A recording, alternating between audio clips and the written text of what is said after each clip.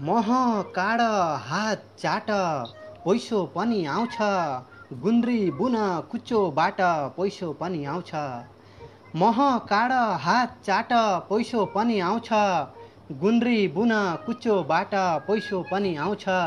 सित्तैमा मेरो कुरा काट्दै हिँड्नुभन्दा मह काड हात चाट पैसो पनि आउँछ, गुन्द्री बुन कुचोबाट पैसो पनि आउँछ। सित्तैमा मेरो कुरा काट्दै हिँड्नुभन्दा सेलुन खोल कपाल काट पैसो पनि आउँछ। परम आदरणीय श्रोतागण, आजको विशेष कार्यक्रम तपाईहरू समक्ष हामी लिएर आइसकेका छौँ। राष्ट्रिय मुक्तक वाचन प्रतियोगिताको नतिजा सार्वजनिक एवं वरिष्ठ चर्चित मुक्तकार आदरणीय सन्तोष आमगाईज्यूसँग विशेष मुक्तकीय भलाकुसरी कार्यक्रम लिएर तपाईहरू समक्ष हामी आज उपस्थित भइसकेका छौँ। अन्तर्राष्ट्रिय तहका विशिष्ट चर्चित मुक्तकार जसका मुक्तकहरू 5-6वटा रेडियो कार्यक्रममा प्रसारण हुने मुक्तकिलो कार्यक्रम मुक्तक आयाममा प्रमो बज्नु र साहित्यिक यात्रा रेडियो तामाकोसीमा प्रमो बज्नु, यस्ता अरू कुनै मुक्तकारहरूको मुक्तकहरू त्यस्तो प्रमो बज्नु सामर्थ्य त्यति नभए पनि यहाँ सन्तोष आमगाईज्यू हामी समक्ष हुनुहुन्छ। उहाँका मुक्तकहरू हामी त्यसरी नै रेडियो कार्यक्रमहरूमा प्रमो बजेको पाइरहेका छौँ। साथमा मुक्तकको सङ्ग्रह सयल मुक्तक सङ्ग्रह, जसको मुक्तक सङ्ग्रहको कभर बाहिर आउने साथ 400-500 भन्दा बढी सेयर हुनु एउटा नयाँ मोड आएको छ मुक्तक विधामा। र त्यस्ता एकजना अग्रज वरिष्ठ मुक्तकार सन्तोष आमगाईज्यूलाई हामीले आज यहाँ आजको यस विशेष मुक्तकको नतिजा सार्वजनिक तथा विशेष मुक्तकीय भलाकुसरी गर्नको निमित्त हामीले निम्ताइ ल्याएका छौँ। उहाँ आज हामी बीच उपस्थित हुनुहुन्छ। स्वागत छ आदरणीय मुक्तकार सन्तोष आमगाईज्यूलाई। नमस्कार। यसका साथमा हामीहरू समक्ष आजको यस कार्यक्रममा सञ्चालकको रूपमा आदरणीय असमका चर्चित मुक्तकार गङ्गाराम फुँयलज्यू उपस्थित हुनुहुन्छ। हजुरलाई पनि स्वागत छ। हजुर नमस्कार। म मुक्तकबाटै थालनी गर्छु। घर न घाटको हुन म कसरी आऊँ, सबको सामु रुन म कसरी आऊँ। घर न घाटको हुन म कसरी आऊँ, सबको सामु रुन म कसरी आऊँ। जीवन दिन्छौ ठानेको थिएँ सुपारी दिऊ। घर न घाटको हुन म कसरी आऊँ, सबको सामु रुन म कसरी आऊँ। जीवन दिन्छौ ठानेको थिएँ सुपारी दिऊ, तिम्रा गोडा धुन म कसरी आऊँ। यस्ता यस्ता मुक्तक प्रख्यात मुक्तक लेख्ने मुक्तकार सन्तोष आमगाईज्यू आज हामी बीच उपस्थित हुनुहुन्छ। राष्ट्रिय मुक्तक वाचन प्रतियोगिता नतिजा सार्वजनिक एवं छलफलको निमित्त र उहाँलाई स्वागत टक्राउँदै म कार्यक्रमको थालनी गर्नलाई अनुपज्यू तर्फ लम्कन्छु। धन्यवाद। स्वागत छ आदरणीय आजका निर्णायक, जसलाई हामीले यहाँ प्रत्यक्ष रूपमा लाइभ कार्यक्रममा निम्ताइ ल्याएका छौँ। हजुर आदरणीय सन्तोष आमगाईज्यू, हजुरलाई धेरै धेरै स्वागत छ। नमस्कार। यहाँहरू सम्पूर्णमा नमस्कार र विशेष गरी आसामेली मुक्तक मञ्च जसले चाहिँ यति ठुलो जिम्मेवारी दिएर आज मलाई यसरी सम्पूर्ण मुक्तक मनहरू समक्ष उभ्यायो। तपाईँ आयोजकप्रति, आसामेली मुक्तक मन परिवारप्रति विशेष आभार व्यक्त गर्न चाहन्छु। हजुर धन्यवाद छ। हजुरले पनि हाम्रो यस विशेष कार्यक्रममा सहभागी भएर हामीलाई धेरै न्यानो माया दिएर असमेली मुक्तक मञ्चलाई आजको दिनमा धेरै अघिसम्म डोर्याएर लानको निम्ति हजुरले जुन प्रयास गरिरहनु भएको छ, हामी सदैव आभारी रहनेछौँ हजुरको। र सन्तोष दाई, हजुरलाई हामी सर्वप्रथम जिज्ञासाबाट नै आजको कार्यक्रमको थालनी गर्न गइरहेका छौँ। दाई, अहिलेसम्म हजुर धेरै ठाउँमा निर्णायक बस्नु भएको हामीले पाइरहेका छौँ। निर्णायकले आयोजकलाई नतिजा सुम्पिने अथवा निर्णायक गोप्य राख्ने प्रचलन धेरै मात्रामा पाइन्छ, अनलाइन तर्फमा त धेरै नै पाइन्छ। र आज हजुर प्रत्यक्ष लाइभ आएर यसरी नतिजा सार्वजनिक गर्नुपर्ने अवस्था आइपरेको हुँदाखेरि हजुरलाई कस्तो महसुस भएको छ होला? हाम्रो छोटो जिज्ञासा छ। पहिलो कुरा त निर्णायक बन्नु आफैमा एकदमै गरुङ्गो जिम्मेवारी हो र सबैभन्दा पहिले त निर्णायक आफू योग्य हुनुपर्छ भन्ने कुरामा म विश्वास राख्छु। यद्यपि म योग्य छु या छैन त्यो छुट्टै बहसको विषय होला, तर आसामेली मुक्तक मञ्च जसले चाहिँ म माथि एकदमै विश्वास राखेर तपाईहरूले राष्ट्रव्यापी रूपमा गर्नुभएको प्रतियोगिताको निर्णायक राख्नु भएकोमा म आसामेली मुक्तक मञ्च परिवारप्रति विशेष आभार व्यक्त गर्न चाहन्छु। र तपाईँले कुरा कोट्याइसकेपछि मैले बोल्नै पर्ने हुन्छ।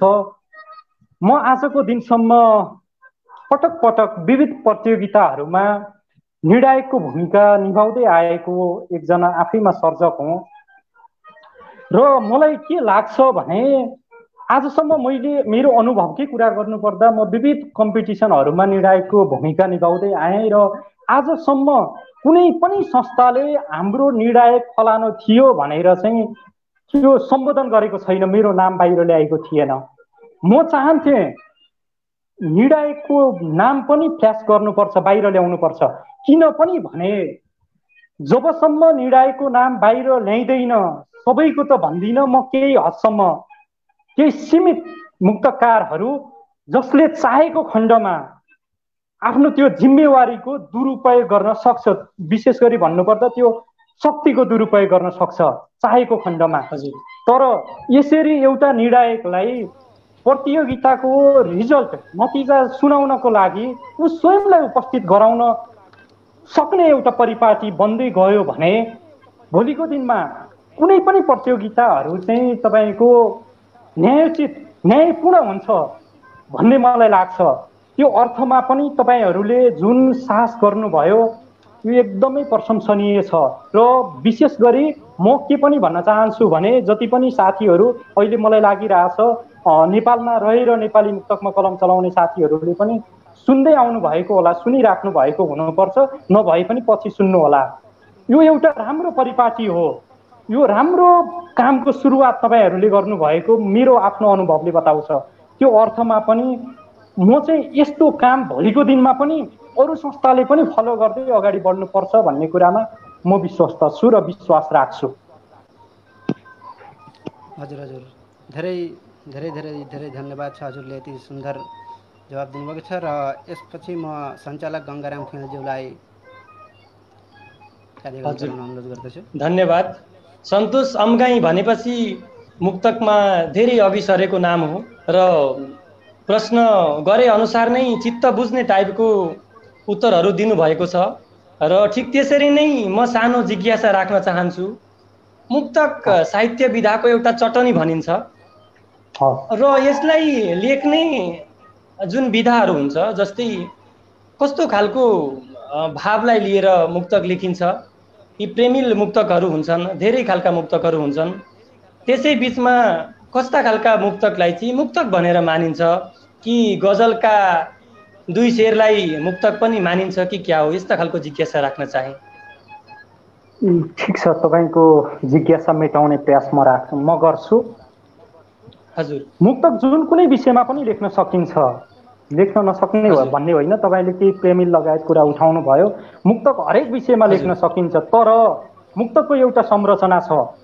जुन कुनै विषयवस्तुमा मुक्तक लेखे पनि तपाईँको सुरुको हरफले जुन विषयवस्तुको उठान गरेको छ, दोस्रो हरफले त्यही विषयवस्तुमा अडिग रहेर पहिलो हरफले जे कुरा उठाएको छ त्यसैलाई समर्थन गरेर थप व्याख्या गर्ने काम गर्छ र तेस्रो हरफले त्यही विषयवस्तुमा रहेर केही कौतूहलता सिर्जना गर्ने काम गर्छ र चौथो हरफले चाहिँ तपाईँको समग्र भाव ल्याउने गरी, केन्द्रीय भाव ल्याउने गरी र तेस्रो हरफको कौतूहलता मेटाउने गरी चोटिलो ढङ्गले प्रहार गर्छ र गर्नुपर्छ। मुक्तकको मर्म यही नै हो र मुक्तक यही नै विषयमा हुनुपर्छ भन्ने चाहिँ छैन। जुन कुनै विषयमा पनि लेख्न सकिन्छ, तर संरचनामा अडिग भएर लेख्नुपर्ने हुन्छ। हजुर, धन्यवाद।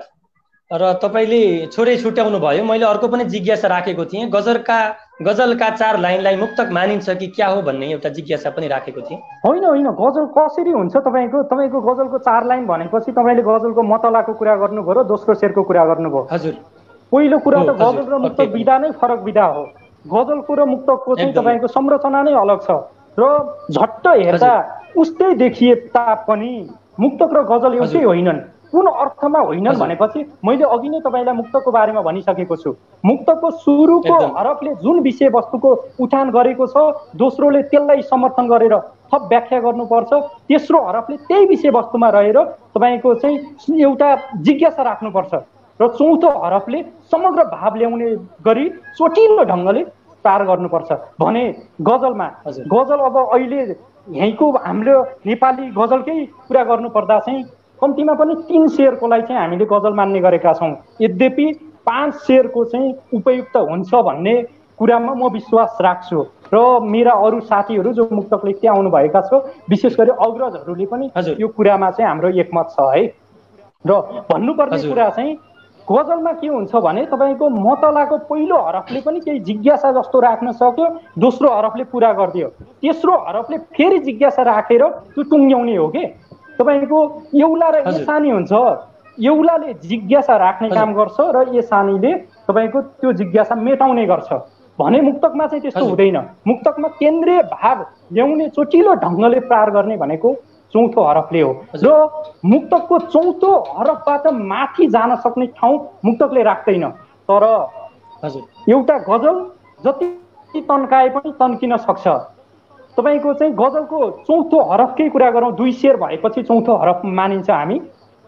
दोस्रो शेरको ए सानीले जहाँ पुर्याएको छ नि कुरो तेस्रो शेरले त्यहीँबाट थालनी गरेर चौथोमा लम्किन सक्छ, त्यो ठाउँ राख्छ।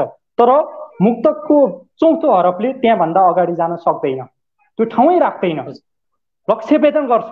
त्यो भएको कारणले गजलको 2 शेर मुक्तक होइन। हजुर धेरै धेरै धन्यवाद।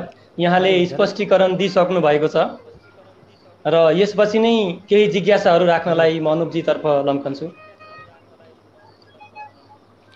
हजुर धन्यवाद छ गङ्गारामज्यू र सन्तोष दाई।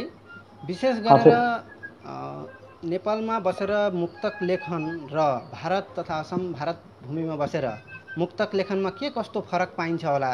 हजुरले यी वर्तमान हामीले राष्ट्रिय तहको मुक्तक वाचन प्रतियोगिताका मुक्तकहरू हजुरलाई सुम्पिदिएर निर्णायकको भूमिका निर्वाह गरिरहनु भएको छ र यी मुक्तकहरूमा के कस्तो फरक पाउनु भएको छ होला विशेष गरेर हामीलाई जानकारी गराइदिन अनुरोध गर्दछु। म सुरुवातमै के भन्न चाहन्छु भने प्रतिफल भनेको हरेक क्षेत्रमा लगानी अनुरूपको पाउने हो। हजुर, जसले जुन कुरामा जुन क्षेत्रमा जति लगानी गरेको छ प्रतिफल त्यही आधारमा पाउने हो।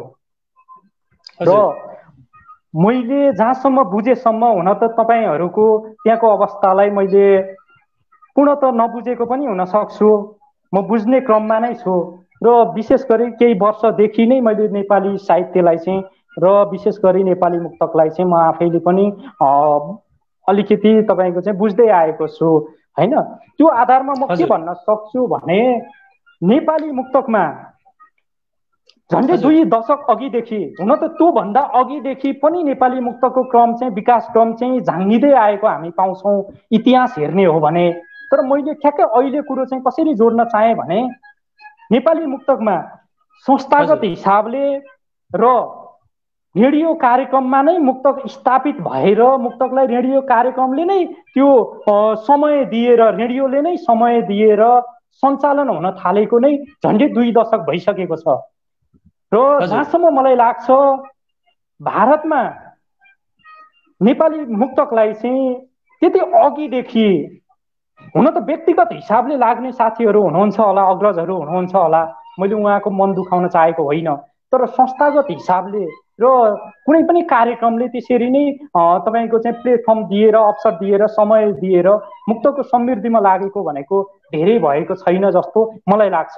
त्यो अर्थमा पनि अहिलेकै अवस्थामा चाहिँ नेपालमा रहेर नेपाली मुक्तकमा जति पनि साथीहरूले कलम चलाइराख्नु भएको छ त्यो कलम चाहिँ अहिलेकै अवस्थामा चाहिँ भारतमा रहेर कलम चलाउने साथीहरू, विशेष गरी नेपाली भाषी साथीहरूले जति पनि कलम चलाउनु भएको छ त्यो भन्दा केही हदसम्म चाहिँ नेपाली कलम अलिकति सशक्त छ भन्ने मलाई लाग्छ। मैले तपाईँले सुरुवातमै भनिसकेँ यो पृष्ठभूमि त्यसकै असर हो यो चाहिँ फेरि हैन। र बिहानीले दिनको सङ्गीत गर्छ भने जस्तै थोरै समयमा पनि भारतमा रहेर जति पनि साथीले, नेपाली भाषी साथीहरूले नेपाली मुक्तकमा कलम चलाउनु भएको छ एकदमै सन्तोषजनक छ उहाँहरूको कलम। र र बिहानीले दिनको सङ्केत गर्छ भने जस्तै गरी भन्नुपर्दा चाहिँ तपाईँहरूको त्यो कलम भोलिको दिनमा थप सशक्त भएर अघि बढ्नेछ र जति पनि साथीहरूले मुक्तकमा कलम चलाउनु भएको छ तपाईँहरूको भविष्य सुनौलो देख्छु मैले। त्यो अर्थमा पनि तपाईँहरू सम्पूर्णलाई जो अहिले मुक्तकमा कलम चलाउँदै आउनु भएको छ, चलाइराख्नु भएको छ, तपाईँ सम्पूर्णलाई उज्जवल भविष्यको शुभकामना पनि दिन चाहन्छु। हजुर धेरै धेरै धन्यवाद छ। हजुरले यति मिठो मन्तव्य यहाँ राखिसक्नु भएको छ र अबको हाम्रो जिज्ञासा रहेको छ, वर्तमान हाम्रो जुन राष्ट्रिय तहको मुक्तक वाचन प्रतियोगिता भइसकेको छ, सम्पन्न भइसकेको छ र आज हामी नतिजा सार्वजनिकतर्फ लम्किरहेका छौँ र त्यसअघि हजुरको मुखारबिन्दबाट एउटा हजुरकै मुक्तक सुन्न हामी चाहन्छौँ। एकदमै हस्, म मुक्तक जोड्छु।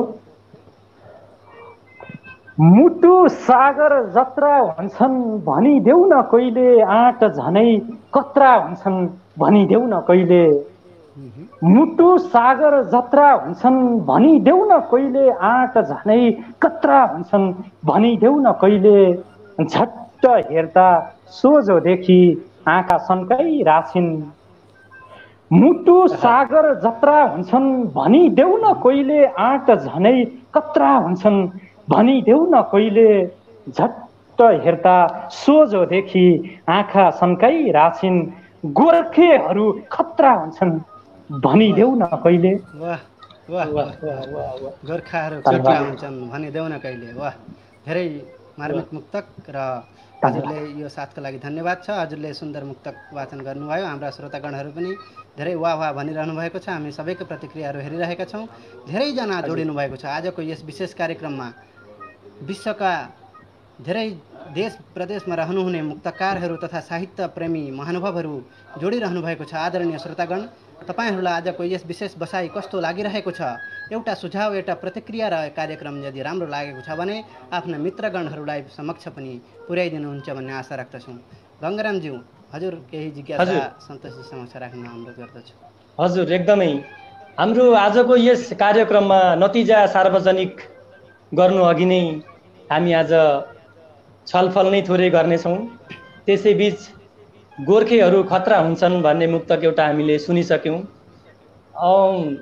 जिज्ञासा केही राख्ने अघि फेरि एउटा सन्तोष सामगाईबाट मुक्तक सुन्न चाहन्छौँ हामी। हस्, म मुक्तक जोड्छु। हजुर। छिटो गई बजार छिटो गई हाट, किन्नु भनेको छ पुर्याउनु अगावै लासलाई घाट, किन्नु भनेको छ। छिटो गई बजार छिटो गई हाट, किन्नु भनेको छ पुर्याउनु अगावै लासलाई घाट, किन्नु भनेको छ।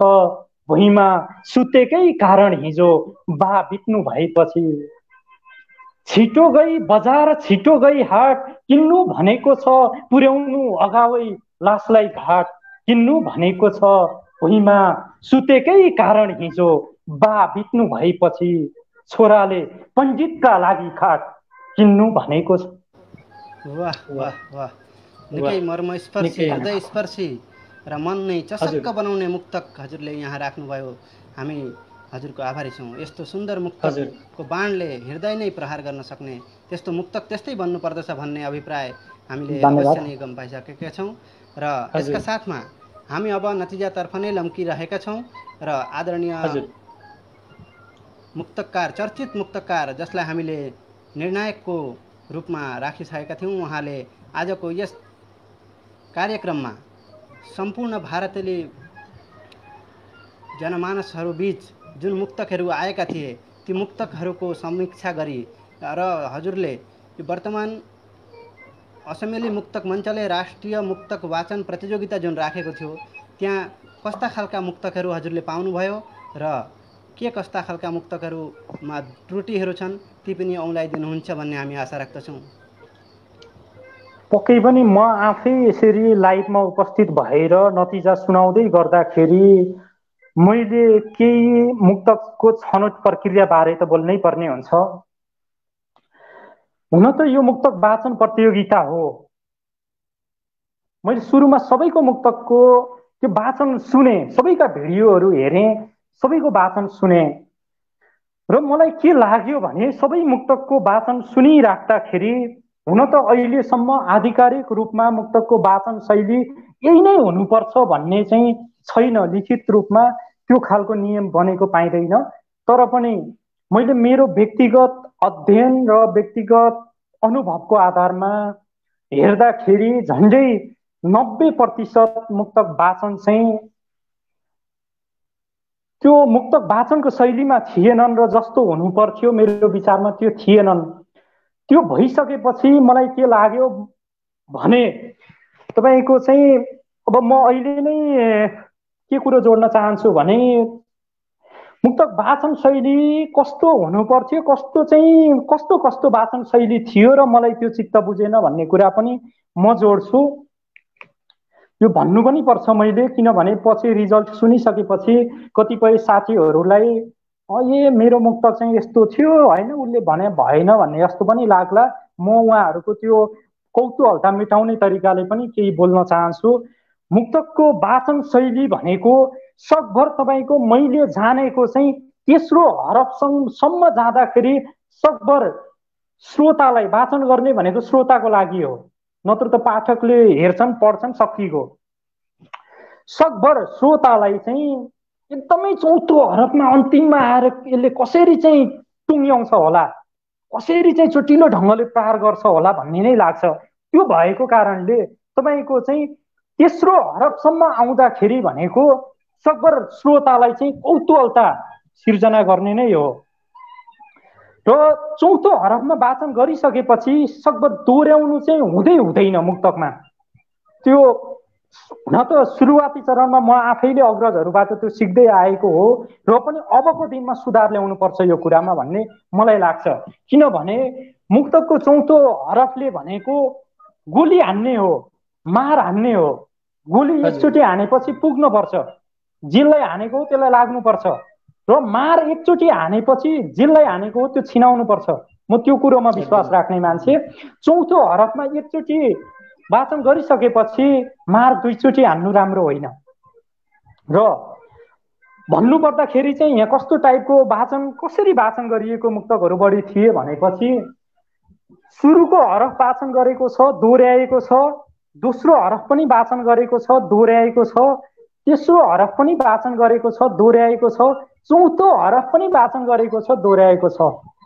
यो मलाई चित्त बुझ्ने र विशेष गरी यो नेपालमा यहीँ रहेर लेख्नेहरूले चाहिँ यो खालको शैली प्रयोगमा ल्याएको छैनन्, यद्यपि केही सिकारुहरूले गरेका होला। र मैले नतिजा हेर्दै गर्दाखेरि, नतिजा निकाल्दै गर्दाखेरि मैले बुझेसम्म तपाईँहरूको त्यहाँबाट राष्ट्रिय लेभलको प्रतियोगिता मुक्तकको क्षेत्रमा कमै भएको छ जस्तो मलाई लाग्छ।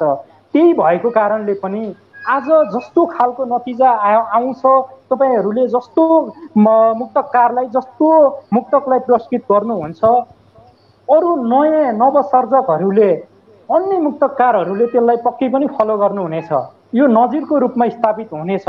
त्यो भएको कारणले पनि मैले चाहिँ तपाईँको अलिकति सिरियसली यसलाई चाहिँ गम्भीरतापूर्वक हेरेको छु। र अनि वाचन गर्दै गर्दाखेरि तपाईँको चौथो हरफ वाचन गरिसकेपछि पुनः पहिलो र दोस्रोमा पनि आइरहेको मैले पाएँ कि त्यो गर्नु राम्रो होइन। तपाईँको मार हानिसकेको छ अनि फेरि खुकुरी ताकिन्न नि त। खसी मानव खसी काट्नको लागि लागियो होइन, मार हानिसकेपछि मार हानियो, चौथो हरफले मार हान्ने हो, हानिसकेपछि पुनः तपाईँको चाहिँ खुकुरी त त्यसलाई किन ताक्न जरुरी छ र, त्यो त मरिसक्यो, ढलिसक्यो। हजुर, त्यही भएको कारणले र लगभग सबै मुक्तकमा 90% लगभग मुक्तकमा वाचन चाहिँ मैले खोजे जस्तो नपाइसकेपछि मलाई के लाग्यो भने कुनै पनि भवनको संरचना बन्नु चाहिँ कुनै पनि भवन कस्तो छ भनेर तपाईँको मूल्याङ्कन गर्दै गर्दाखेरि भवन हेर्ने हो के, तपाईँको चाहिँ त्यो कुन रङ लगाएको छ त्यो हेर्ने होइन, कसरी पाता मिलाएको छ, कस्तो संरचनामा बनाएको छ त्यो हेरेर चाहिँ मूल्याङ्कन गर्नुपर्छ भन्ने जस्तो मलाई लाग्यो। त्यो भएको कारणले पनि तपाईँको चाहिँ रङले होइन मूल्याङ्कन गर्ने, मैले भनिसकेँ। कस्तो आकारमा बनेको छ मन्दिर, त्यो हेर्दा कतिको आकर्षक छ त्यो हेर्ने हो। त्यो संरचना, भवनको संरचना राम्रो भयो भनेपछि रङ नलाए पनि राम्रो देखिन्छ। तर संरचना नै बिग्रिएको छ भनेपछि रङ लगाएर मात्र त्यसमा उत्कृष्टता देखिँदैन भन्ने मलाई लाग्छ। र मैले त्यो भइसकेपछि मैले सबैलाई चाहिँ न्यायोचित हुने हिसाबले मुक्तक नै हेर्नुपर्छ भन्ने लागेर मैले आयोजकसँग मुक्तक मागेको हुँ र मैले विशेष गरी सबैको मुक्तक हेरेँ। र सबैको मुक्तक हेर्दाखेरि तपाईँको चाहिँ मैले सुरुवाती चरणमा चाहिँ कसरी हेरेँ भनेपछि मेन कुरो तपाईँको चाहिँ संरचनामा अडिक छ कि छैन, मुक्तकको अनुप्रास मिलेको छ कि छैन। त्यसपछि तपाईँको मुक्तकको अनुप्रासमा यो कुरा चाहिँ धेरैले ख्याल गर्नु होला, केही मुक्तकहरू एकदमै उत्कृष्ट लागेको मुक्तकहरू थियो, जुन मुक्तक भावको हिसाबले सर्वोत्कृष्ट थियो मेरो नजरमा, तर अनुप्रासमा नै तपाईँको चाहिँ आगन्तुक शब्द प्रयोग भएको छ। हामीले नेपाली भाषाको जगेर्नाको लागि मुक्तक प्रतियोगिता गरेका हौँ। सकभर नेपाली शब्दकोशमा भएकै शब्द अनुप्रासको रूपमा या अन्य जहाँ राखे पनि नेपाली शब्द नै, मौलिक शब्द नै राख्नुपर्छ भन्ने विश्वास म लिन्छु।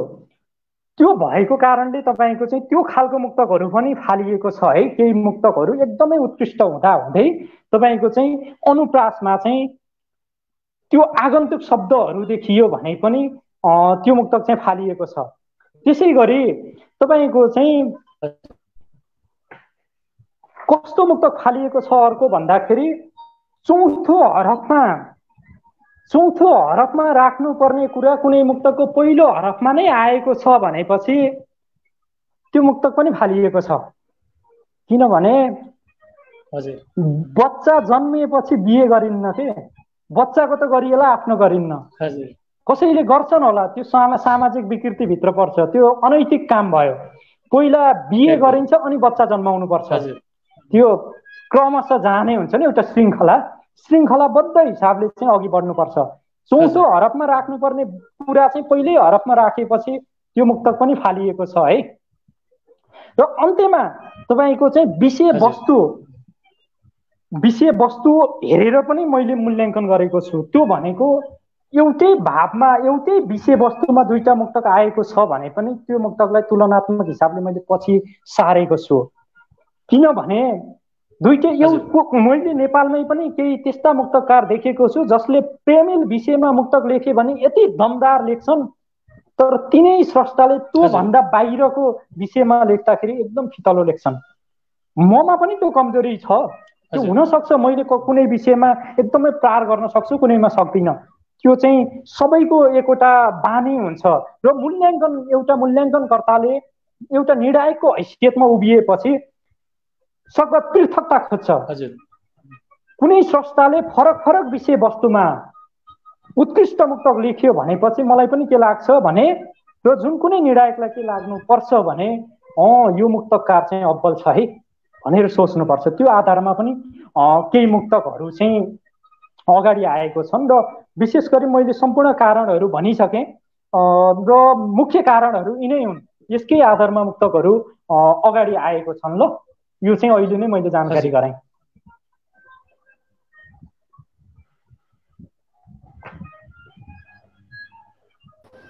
हजुर, धेरै धेरै धन्यवाद छ। हजुरले यति सुन्दर सुझाव दिनुभएको छ मुक्तकारहरूलाई। र आगामी दिनमा हाम्रा असम तथा भारतमा बस्नुहुने मुक्तकारहरूले यी सम्पूर्ण विषयवस्तुहरूलाई मनन चिन्तन गरेर उत्कृष्ट बानकिला र फुर्तिला मुक्तक हरफहरू सिर्जना गर्नुहुन्छ भन्ने हामी असमेली मुक्तक मञ्चको तर्फबाट पनि आशा गर्दछौँ। र यसका साथमा दाइ, अब धेरै विलम्ब नगरी यी मुक्तकहरू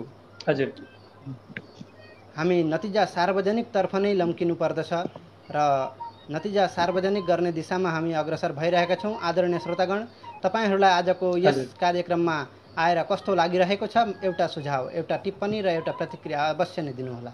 हामी आजका निर्णायक, हामीले जसलाई मुक्तकको क्षेत्रमा विश्व साहित्य, अन्तर्राष्ट्रिय साहित्यमै मुक्तक विधालाई फराकिलो पार्न तथा मुक्तक विधामा अहोरात्र काम गरी 12-13 सालदेखि नै 2 दशक 20 सालसम्म उहाँले अहोरात्र कष्ट गरिरहनु भएको छ र मुक्तक सिर्जना गरिरहनु भएको छ।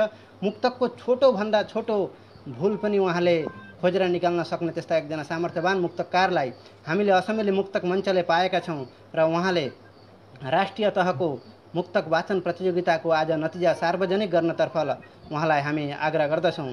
आदरणीय दाई सन्तोष आमगाईज्यू, हजुरले आजको निर्णायकको दायित्व निर्वाह गरी असेम्बली मुक्तक मञ्चलाई धेरै ठुलो गुण लगाउनु भएको छ र हजुरले आजको यो निर्णायकको निर्णय जुन हो त्यो निर्णय क्रमशः तलबाट पहिलोसम्म राखिदिनका लागि अनुरोध गर्दछु।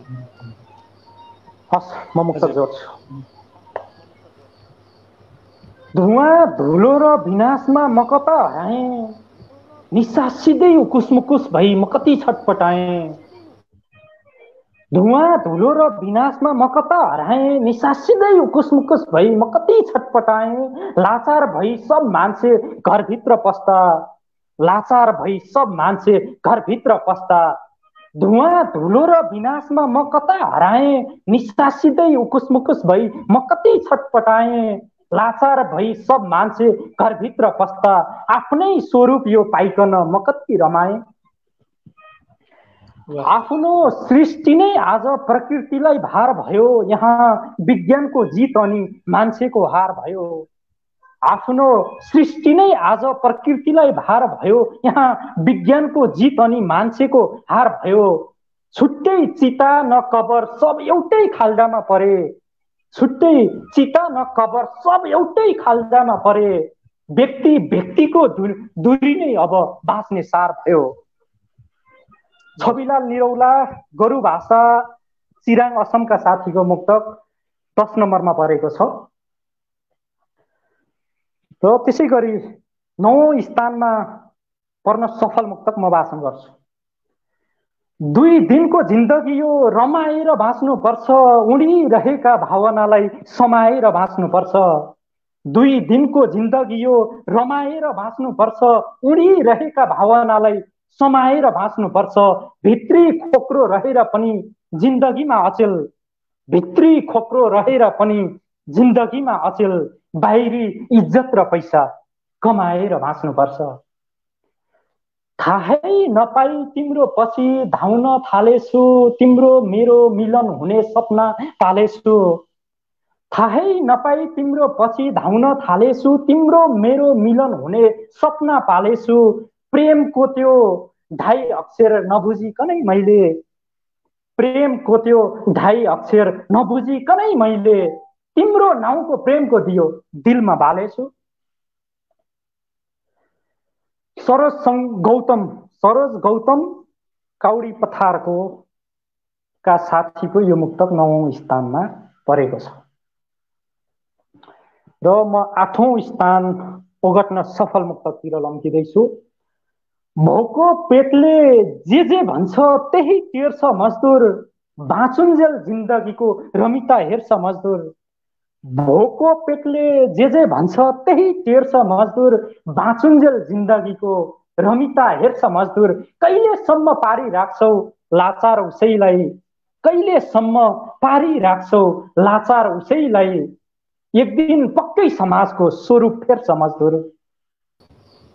मान्छे नहातिएको समय थियो र कहिले, कोरोनाको कहरमा छ दुनिया नै अहिले। मान्छे नहातिएको समय थियो र कहिले, कोरोनाको कहरमा छ दुनिया नै अहिले। आशावादी बनाऊ मित्र, जित्ने छौं यो युद्ध पनि, आशावादी बनाऊ मित्र, जित्ने छौं यो युद्ध पनि। जिन्दगी यो निडर बाँच्न सिकौं बरु पहिले। नारायण काफ्ले दुर्बसको यो मुक्तक 8 नम्बरमा परेको थियो। अर्को मुक्तक वाचन गर्छु, 7औं स्थान ओगट्न सफल मुक्तक। आउँदिन होला फर्केर कोरोनाको लहरमा पुगेछु, जताततै देख्छु मान्छेको लास कहरमा पुगेछु। आउँदिन होला फर्केर कोरोनाको कहरमा पुगेछु, जताततै देख्छु मान्छेको लास कहरमा पुगेछु। आउँदिन होला फर्केर कोरोनाको लहरमा पुगेछु, जताततै देख्छु मान्छेको लास कहरमा पुगेछु। घर आउन पाउँदिन मनमा दुःख नमान्नु है, आमा घर आउन पाउँदिन मनमा दुःख नमान्नु है। कर्मको बाध्यताले आज कोरोनाको जहरमा पुगेछु। धेरै माया गर्थे मैले तर तिमीलाई छुन सकिन, दुःख कष्टमा तड्पिँदा अङ्गालो हाली रुन सकिन। धेरै माया गर्थे मैले तर तिमीलाई छुन सकिन, दुःख कष्टमा तड्पिँदा अङ्गालो हाली रुन सकिन। कस्तो रहेछ माया प्रीति हाम्रो टुट्न नसक्ने, कस्तो रहेछ माया प्रीति हाम्रो टुट्न नसक्ने, कस्तो रहेछ माया प्रीति हाम्रो टुट्न नसक्ने। तिम्रै देहान्तमा आज म मलामी हुन सकिन। लालबहादुर भराली, विश्वनाथ गौरी पोखरीको मुक्तक यो 7औं नम्बरमा परेको थियो। अब म 6औं स्थान ओगट्न सफल मुक्तकतिर लम्किन्छु। आँगन टेढो भए पनि कम्मर भाँच्न जान्नुपर्छ, धुन मिठो होस् नहोस् तालमा नाच्न जान्नुपर्छ। आँगन टेढो भए पनि कम्मर भाँच्न जान्नुपर्छ, धुन मिठो होस् नहोस् तालमा नाच्न जान्नुपर्छ।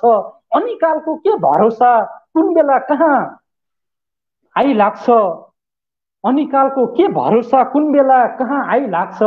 भोलिलाई भनेर आज नै हरेक थोक साँच्न सक्नुपर्छ, साँच्न जान्नुपर्छ। तिम्रो नामको पछाडि जोडिने नाम बन्न चाहन्छु, तिमी सीता बनिदेऊ मेरी म तिम्रो राम बन्न चाहन्छु। तिम्रो नामको पछाडि जोडिने नाम बन्न चाहन्छु, तिमी सीता बनिदेऊ मेरी म तिम्रो राम बन्न चाहन्छु। धेरै छन् होला तिमीले पोख्न नसकेका भावनाहरू, धेरै छन् होला तिमीले पोख्न नसकेका भावनाहरू। तिम्रा मनमा ती कथा बोक्ने म एउटा खाम बन्न चाहन्छु।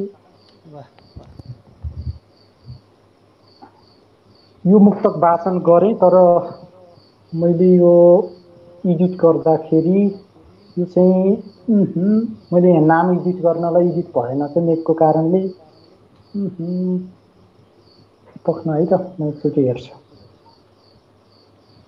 उहाँले एकैछिन केही कुराकानीहरू हेर्नुहुनेछ र तपाईँहरू समक्ष आज जति पनि मुक्तकहरू यहाँ उहाँको मुखारविन्दबाट वाचन गरिरहनु भएको छ, ती उत्कृष्ट बन्न सफल हुने टप 10 मुक्तकलाई वाचन गरिरहनु भएको छ र तपाईहरू समक्ष आजको पहिलो, दोस्रो, तेस्रो, चौथो स्थान पनि कसले कसले प्राप्त गर्नुभयो उहाँहरूका मुक्तकहरू पनि आदरणीय मुक्तकार सन्तोष आमगाईज्यूले राखिरहनुहुनेछ। आदरणीय श्रोतागण, आजको कार्यक्रममा तपाईहरू सहभागी भएर के कस्तो अनुभव भएको छ, हजुरहरूको अनुभव पनि यहाँ कमेन्ट बक्समा राखिदिनको निम्ति हामी विनम्रतापूर्वक आग्रह गर्दछौँ। साथसाथमा हामी आज मुक्तकको सार के हो र कस्ता कस्ता मुक्तकहरू छन्, सन्तोष आमगाईज्यूका मुखारविन्दबाट पनि धेरै उत्कृष्ट मुक्तकहरू हामी सुन्नेछौँ र हामी समक्ष आजको यस कार्यक्रममा सञ्चालकको आसन ग्रहण गरी सञ्चालन गरिरहनुहुने गङ्गाराम फुमेल मालदाज्यूका मुक्तकहरू पनि हामी सुन्नेछौँ केही क्षणपछि नै। र हजुरहरू समक्ष आजका सञ्चालक गङ्गाराम फुमेल मालदाज्यू हुनुहुन्छ, उहाँले पनि उहाँको एउटा मुक्तक वाचन गरिदिन अनुरोध गर्दछौँ। त्यसअघि हामी सन्तोष आमगाईज्यूलाई जोड्न चाहन्छौँ। उहाँले यदि यो हेरिसक्नु भएको छ भने कोड नम्बर 18 भएको मुक्तक हो। एकचोटि तपाईँले हेर्दा पनि हुन्छ होला, छिटो हुन्छ त्यसो भए। कोड नम्बर 18 हो ल, यहाँ नेटले पनि अलिकति गरिरहेछ। क्रमाङ्क 18 भएको छ हैन? हजुर, कोड नम्बर 18 हो है त्यो मुक्तकको। मैले कस्तो अघि हतारमै एडिट गरेर फाइल बनाएँ। हामी नतिजातर्फ नै लम्कौँ। हजुर, त्यो मुक्तकको कोड नम्बर 18 हो। यही मोबाइलमा छ है सबै डिटेल्स। अनुपले हेर्दा सहज होला। हुन्छ हजुर, हुन्छ। 18 नम्बर क्रमाङ्कमा जो हुनुहुन्थ्यो उहाँको मुक्तक पनि टप 10 मा परेको छ र हामीले त्यही नै जानकारी पाएका छौँ। त्यो मुक्तक त्यो टप 18 हो है। म एकछिनमा जानकारी गराउँला, नभए तपाईँ हेर्दै गर्नु ल। यो समय मुक्तक कसको हो हाम्रा श्रोतागणहरूले अवश्य नै ठम्याइसक्नु भएको छ होला। श्रोतागणहरूले त्यो कसको मुक्तक थियो पक्न है त। कोड नम्बर 18 त्यो अहिले फाइनल गरिदिइहालौँ। त्यो 18 नम्बर लालबहादुर बराली, विश्वनाथ गौरी पोखरीको। यो होइन, यो होइन, उहाँको एकछिन अघि नै आएको छ, उहाँको होइन यो होइन, यो मैले सुनाइसकेँ है। मुक्तक होइन पक्न है त। म हेर्दैछु।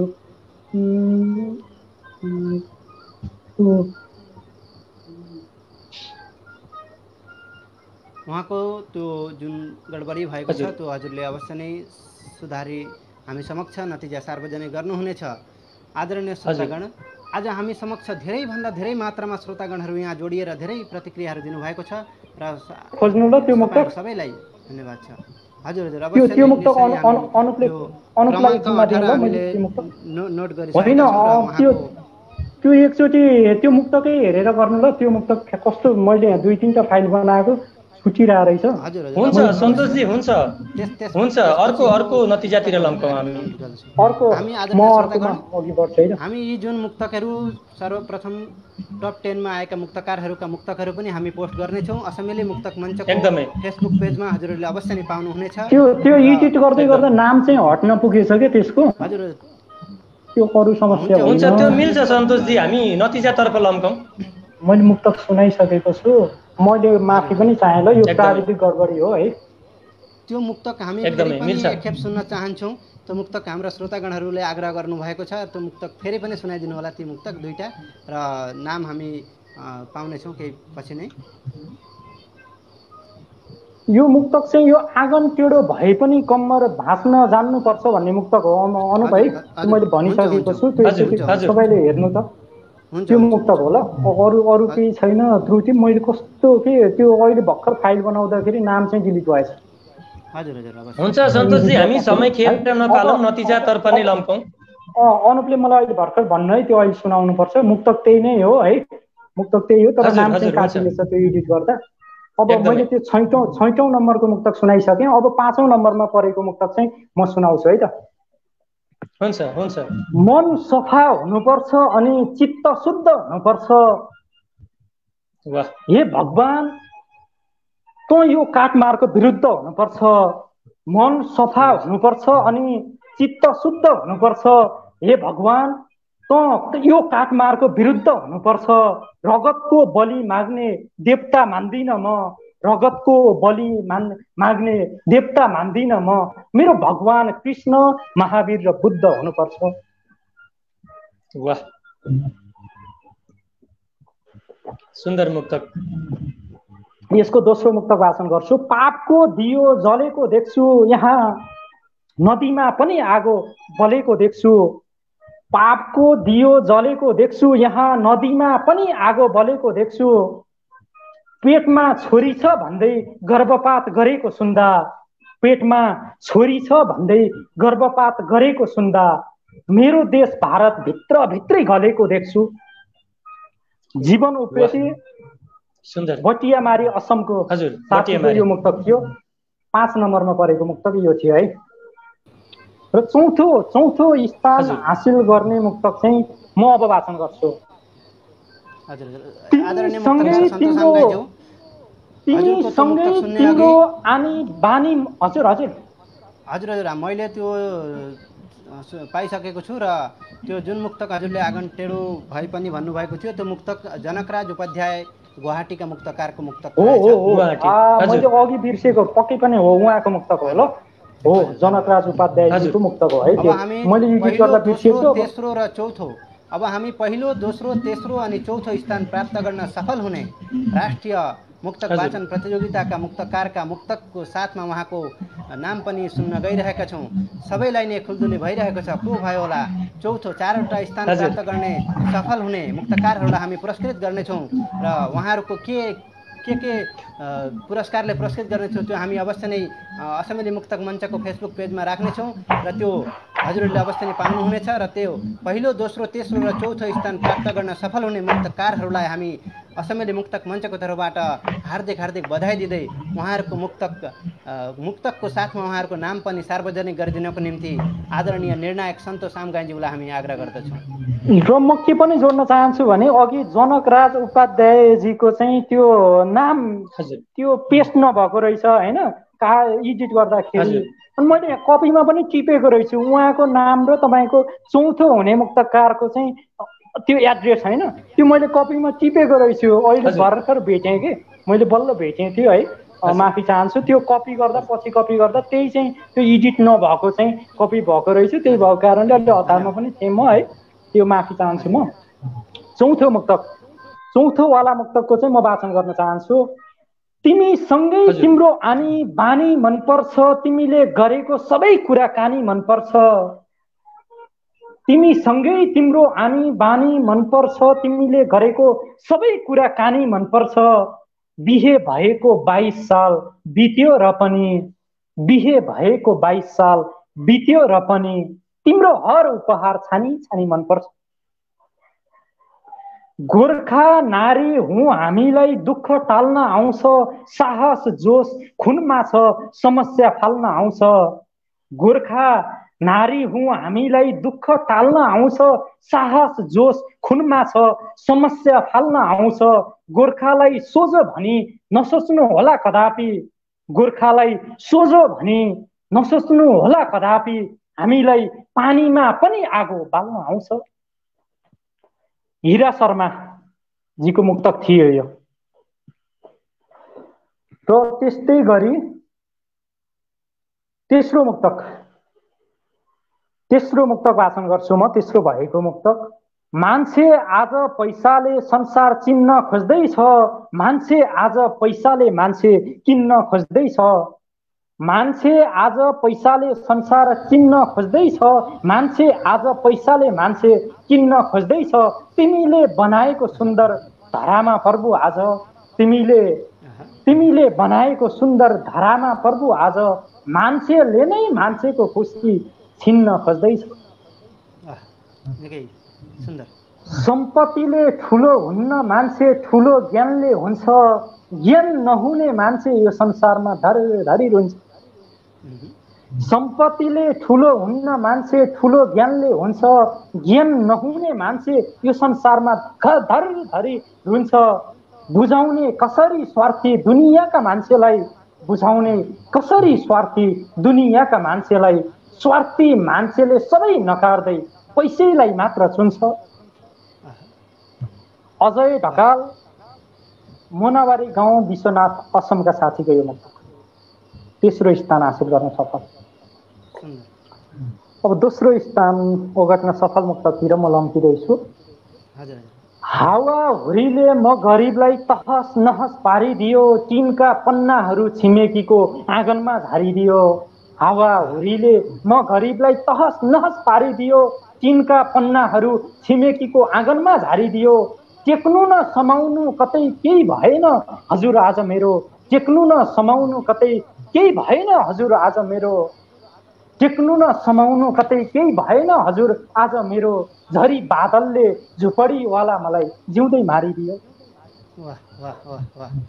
दोस्रो यसकै उहाँकै दोस्रो मुक्तक, दोस्रो स्थान हासिल गर्ने दोस्रो मुक्तक, सन्तानको उज्यालो भविष्य हेर्न दिनौ आमा बुबा रेटिन्छन्, तिनै सन्तानका आमा बुबा कुनै दिन वृद्धाश्रममा भेटिन्छन्। सन्तानको उज्यालो भविष्य हेर्न दिनौ आमा बुबा रेटिन्छन्, तिनै सन्तानका आमा बुबा कुनै दिन वृद्धाश्रममा भेटिन्छन्। ढुङ्गालाई पुजी देउतालाई पन्छाउने पशुतुल्य भएछौँ हामी, ढुङ्गालाई पुजी देउतालाई पन्छाउने पशुतुल्य भएछौँ हामी। जसले दुई खुट्टा टेकाई धरतीमा ल्याए आज उनै अस्तित्वविहीन भई मेटिन्छन्।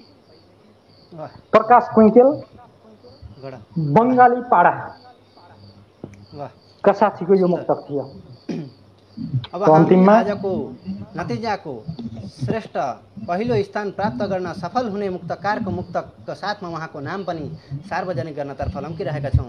आदरणीय सन्तोष आमगाई निर्णायकको मुखारवृन्दबाट आजको यो नतिजा सार्वजनिकको पहिलो श्रेष्ठ मुक्तक बन्न सफल भएको मुक्तक तथा मुक्तकारको नाम सार्वजनिक गरिदिनको निम्ति आग्रह गर्दछौँ। हस् म जोड्छु। मनमा मैलो भोकी निधारमा चन्दन लाउनेहरूलाई, घरको देउता बिर्सिएर काशी गए धाउनेहरूलाई, मनमा मैलो बोकी निधारमा चन्दन लाउनेहरूलाई, घरको देउता बिर्सिएर काशी गए धाउनेहरूलाई, कहिलेसम्म खुल्ला आकाशमा हिँड्न दिन्छौ सरकार, कहिलेसम्म खुल्ला आकाशमा हिँड्न दिन्छौ सरकार, शहीदको रगत बेची आफ्नै जीवन छाउनेहरूलाई। शिरदेखि पाउसम्म समेटेको चाहिन्छ रे, सबै जानेको अनि सबै भोगेको चाहिन्छ रे। शिरदेखि पाउसम्म समेटेको चाहिन्छ रे, सबै जानेको अनि सबै भोगेको चाहिन्छ रे। छोरी पढाउन हिचकिचाउने हाम्रो समाजमा, छोरी पढाउन हिचकिचाउने हाम्रो समाजमा, तर बुहारी भने सबैलाई पढेको चाहिन्छ रे। विकास कठेत समर्पणजीको यो मुक्तक। सुन्दर, धेरै धेरै आभार छ आदरणीय मुक्तकार सन्तोष आमगाईज्यू। हजुरलाई अरू एउटा यहाँ जिज्ञासा राख्दछौँ।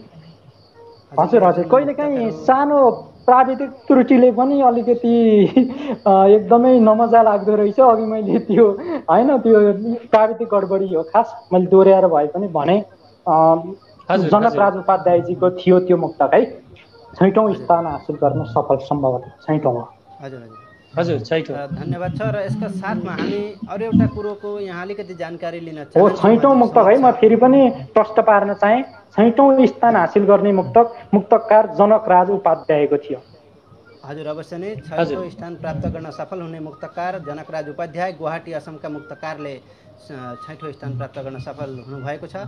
र यसका साथमा हामी आजको यो नतिजा सार्वजनिक गर्ने साथसाथमा हामी केही कुराहरू यहाँ जान्न चाहन्छौँ कि यी मुक्तकहरू हजुरले जुन निर्णय विचार गरिरहँदाखेरि यी अरू टप 10 अथवा पहिलो, दोस्रो, तेस्रो, चौथो स्थान प्राप्त गर्न सफल भएका मुक्तकार बाहेक अरू मुक्तकहरू के उत्कृष्ट बनेका थिएनन् होला, वा त्यसमा के त्यस्तो कुराहरू हजुर कस्ता खालका त्रुटि थिए त, कस्ता खालका त्रुटिहरू देख्नु भएको छ, ती त्रुटिहरू पनि अलिकति राखिदिन अनुरोध गर्दछु।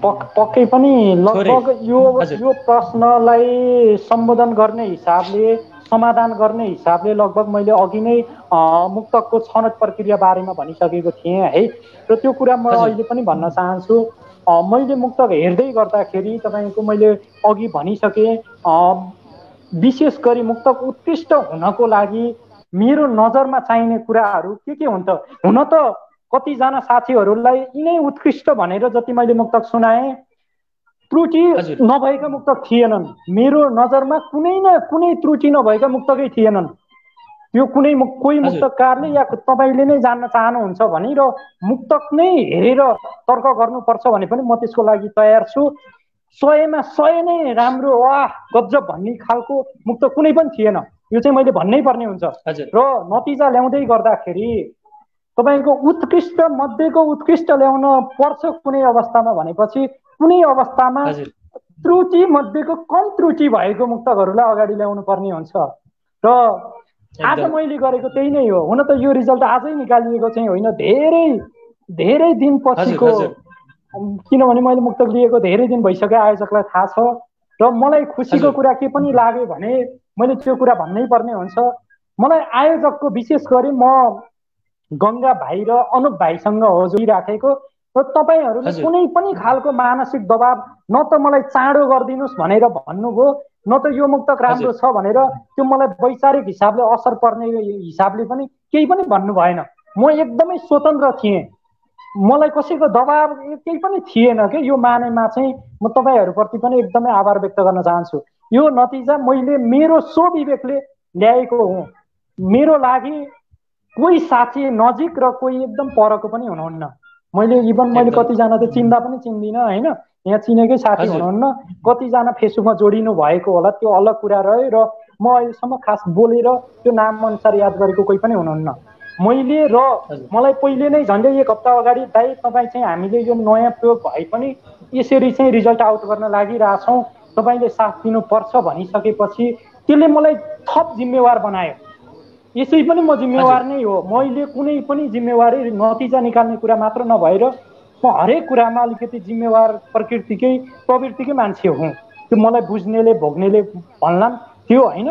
र मैले चाहिँ तपाईँको जे लाग्यो मलाई मेरो स्वविवेकले हो यो नतिजा बाहिर ल्याएको, यो कुरा पनि म भन्न चाहन्छु। र कस्तो मुक्तक चाहिँ फालियो भन्दाखेरि त्योभन्दा अगाडि मुक्तक उत्कृष्ट हुनको लागि के चाहिन्छ मेरो नजरमा भन्नुहुन्छ भने सर्वमान्य विषयवस्तु हुनुपर्छ, गहन भाव हुनुपर्छ मुक्तकमा, र चरम व्यङ्ग्य हुनुपर्छ मुक्तकमा, सोटिलो प्रहार हुनुपर्छ मुक्तकमा, र तपाईँको शब्द सीमा। हुन त यहाँ आएका केही मुक्तकको पनि शब्द सीमाकै कुरा गर्ने हो भने कुनैमा अलिकति बढी कुनैमा कम त थिए नै होइन। तर पनि हामीले त त्रुटि मध्येको पनि कम त्रुटि भएकालाई अगाडि ल्याउने हो नि त। हैन। तपाईँको दुईटा त्रुटि छ एउटा मुक्तकमा, अर्कोमा एउटा मात्र छ भनेपछि स्वभावैले तपाईँको त्यो एउटा त्रुटि भएको मुक्तक अगाडि आउँछ। र मैले अघि नै एउटा कुरो के प्रश्न पारिसकेको छु भनेपछि यो नतिजा पनि एउटा नजिर बन्छ। कतिपय साथीहरूलाई चाहिँ यो नतिजाले जसरी म आज यहाँ उभिएर बोलिराखेको छु केही न केही चाहिँ साथीहरूले बुझ्न सक्नुहुन्छ। यद्यपि म आफै पनि सिकार हुँ, मैले सिक्न बाँकी पनि धेरै कुरा छन् र मैले जानेको कुरा यहाँ सेयर गर्दै गर्दाखेरि अन्य साथीहरूले, हुन त मैले अघि नै त्यो छनौट प्रक्रियाको बारेमा भन्दाखेरि पनि साथीहरूलाई पहिल्यै महसुस भएको थियो होला। मैले अघि नै भनिसकेँ, फेरि दोहोऱ्याउँछु, मलाई एउटा मुक्तक एकदमै उत्कृष्ट लागेको थियो। तर मुक्तकको मुटु हामीले अनुप्रासलाई मान्छौँ, मुटु नै बिग्रियो भने त्यो बाँच्दैन। तपाईँको चाहिँ अनुप्रास नै आगन्तुक शब्द थियो, त्यो कारणले त्यो मुक्तक फालिएको हो। त्यस्ता मुक्तकहरू अन्य पनि थिए। र मैले भन्नुपर्दा तपाईँको चाहिँ हो यसरी चाहिँ यिनै कुराहरू चाहिँ मुक्तक उत्कृष्ट हुनको लागि चाहिन्छ जस्तो मलाई लाग्छ। र यसकै आधारमा पनि हो मैले मुक्तक छनौट गरेको। र अब तुलनै गर्ने त हो नि, मैले पटक पटक भनिसकेँ, त्रुटि नै नभएका मुक्तक थिएनन् र त्रुटि भएका मध्येबाट पनि कुन मुक्तकमा अलिकति कम त्रुटि छ, ताकि यो मुक्तकहरू आज सम्मानित पुरस्कृत भइसकेपछि र छानिसकेपछि अन्य साथीहरूले पनि मुक्तक चाहिँ यो खालको लेख्नु पर्दो रहेछ है, यसरी लेख्नु पर्ने रहेछ भनेर उहाँहरूलाई पनि एउटा पाठको रूपमा काम गर्छ भन्ने मलाई लाग्छ। र मैले मुक्तक फालेको विशेष गरी भन्नुपर्दा केही संरचना नै नमिलेको मुक्तक थियो। त्यो भनेको तपाईँको चाहिँ केही मुक्तकमा अनुप्रासै मिलेको थिएन। त्यो अनुप्रासै नमिलेपछि राख्ने कुरो भएन, त्यो फालिएको छ। र केही मुक्तकमा अनुप्रास मैले भनिसकेँ, अनुप्रास नै आगन्तुक शब्द छ। हामी नेपाली भाषाको जगेर्नाको लागि प्रतियोगिता गर्दैछौँ र नेपाली भाषाको जगेर्नाको लागि मुक्तकमा कलम चलाउँदैछौँ भनेपछि हामीले आगन्तुक शब्दलाई प्रशय दिनुहुन्न। मेरो मान्यता पनि त्यही हो।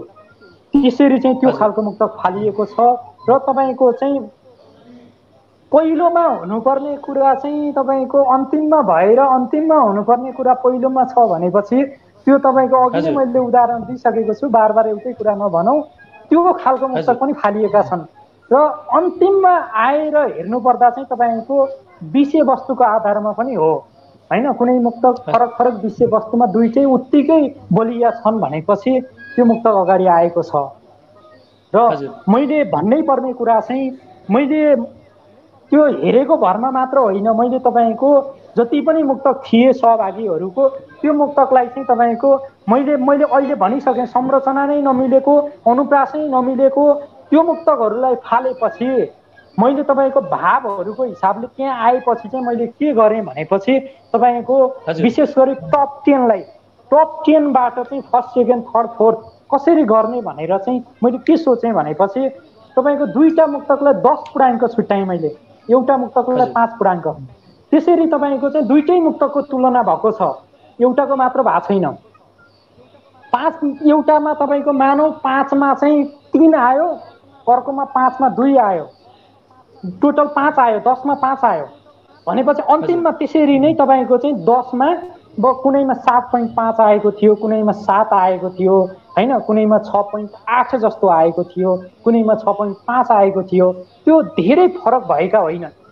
र यो कुरा पनि मैले भने, यो तपाईँको चाहिँ पहिलो दोस्रो तेस्रो चौथो मुक्तकलाई हेर्नुपर्दा पनि त्यति बढी तपाईँको चाहिँ त्यो दुईटाको बिचमा फरक, त्यो भावको हिसाबले उत्कृष्टताको हिसाबले त्यति धेरै फरक चाहिँ थिएन। केही पोइन्टले मात्र तलमाथि पर्न गएको हो। यो कुरा चाहिँ मैले प्रस्ट्याइहालेँ है। अब त सबैजनाले बुझ्नुभयो होला लगभग कसरी आफ्नो मुक्तक फालियो भनेर पनि लगभग सहभागीहरूले त जरुर सुन्नुहुन्छ होला। उहाँहरूको त्यो एक खालको जिज्ञासा मेरो मुक्तक उत्कृष्ट हुँदाहुँदै पनि किन छानेन त भनेर कतै मनमा लागेको छ भनेपछि यो भिडियो सुरुदेखि अन्त्यसम्म हेर्नुभयो भने पक्कै पनि उहाँले जवाफ पाउनुहुन्छ जस्तो मलाई लाग्छ। हजुर धन्यवाद छ गङ्गारामज्यू। सयल सङ्ग्रह सम्बन्धी केही जिज्ञासा हजुरले राखिदिनको लागि अनुरोध गर्दछु। हजुर धन्यवाद। म के भन्छु भने आजको यस हाम्रो राष्ट्रिय मुक्तक वाचन प्रतियोगिता नतिजा सार्वजनिक एवं छलफलमा लागिरहँदा सन्तोष सामगाईज्यूले असमेली मुक्तकारहरूको 10 मुक्तक वाचन गरेर सुनाउनु भयो। यसै त उहाँ मुक्तकमा आगो मुक्तक भनेर एउटा युट्युबमा उहाँका धेरै मुक्तकहरू पाइन्छन्, उहाँ हामी सुनिसकेका छौँ। यद्यपि हामी आज लाइभमा जोडिरहँदा सन्तोष सामगाईबाट फेरि एउटा मुक्तक सुन्न चाहन्छौँ हामी। त्यसपछि छलफलबारे फेरि हामी कुराकानी गर्नेछौँ। एउटा मुक्तक जाओस्।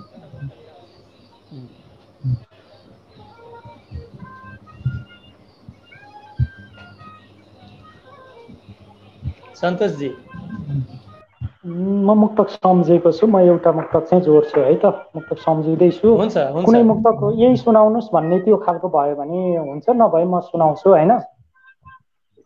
रुनै पर्दैन जुनी जुनी काम बनिहाल्छ, तर्क गर हुने नहुने काम बनिहाल्छ।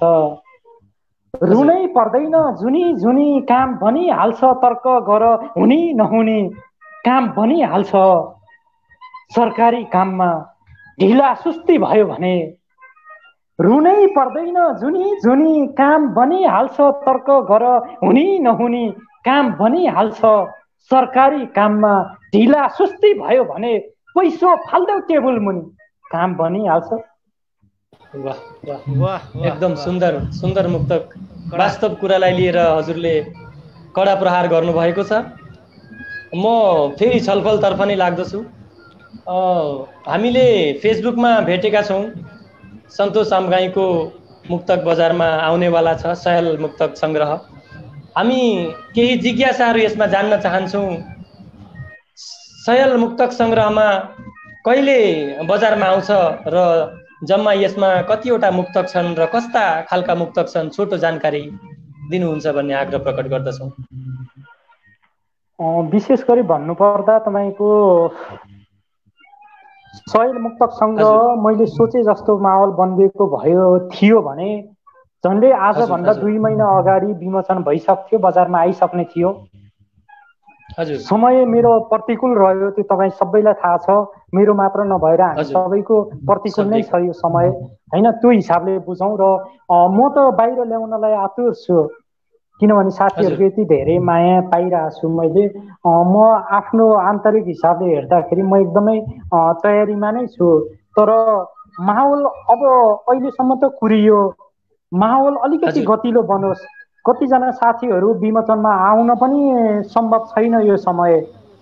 केही समयमा यस्तै समय रहिराख्यो भने यो बिचमा विमोचनमा चाहेर पनि साथीहरू उपस्थित हुन नसक्ने अवस्था छ। त्यही भएको कारणले पनि तपाईँको चाहिँ माहौल अलिकति गतिलो बनिदियोस्, माहौल अलिकति राम्रो बनोस्, ताकि तपाईँको चाहिँ कम्तीमा इच्छुक साथीहरू विमोचनमा उपस्थित हुन सक्नुहोस्, म त्यो चाहन्छु। र भन्नै पर्दा केही साथीहरूले तपाईँको किताब चाहिँ हाम्रो ठाउँमा पनि लोकार्पण गर्नुपर्छ, विमोचन गर्नुपर्छ भनिराख्नु भएको अवस्था हो यो। भोलि उहाँहरूले मलाई तपाईँकै उपस्थितिमा विमोचन गर्नुपर्छ भन्नुहोला र यस्तै माहौल रहिराख्यो भने म जान सक्दिनँ। त्यो भएको कारणले पनि विशेष गरी माहौल अलिकति गतिलो बनिदियोस् र त्यसपछि बजारमा ल्याउँ भनेर म सोचिरहेको छु।